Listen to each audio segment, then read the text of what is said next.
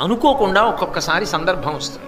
వచ్చినప్పుడు ఒకసారి పెరుగుతాడు, చాలా మాటలు మాత్రం జారిపోతాడు. అలాగే కుంతితో ఏకాంతంలో పడిపోయాడు, దేవేంద్రుడితో ఏకాంతంలో పడిపోయాడు, జారిపోయాడు. కానీ కృష్ణ భగవానుడితో కలిసినప్పుడు మాత్రం స్పష్టంగా కర్ణుడెవరో లోకానికి అర్థమైంది. ఆయన ధర్మపక్షపాతే.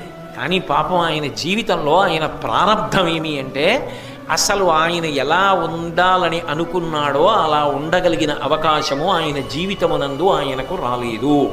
లోపలి కర్ణుడు ఒకడు, పై కర్ణుడు ఒకడు. పై కర్ణుడు నటుడు, లోపలి కర్ణుడు యథార్థ కర్ణుడు. నటుడుగా నటించిన కర్ణుడి జీవితమే లోకానికి తెలుసు, యథార్థ కర్ణుడి జీవితం లోకానికి తెలిసే అవకాశం లేదు.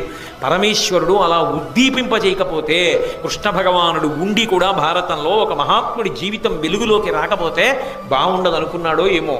అవతల పక్షంలోకి వస్తే పట్టాభిషేకం. ఆశ చూపిన కాదనగలిగిన ప్రజ్ఞాశాలి కర్ణుడొక్కడే.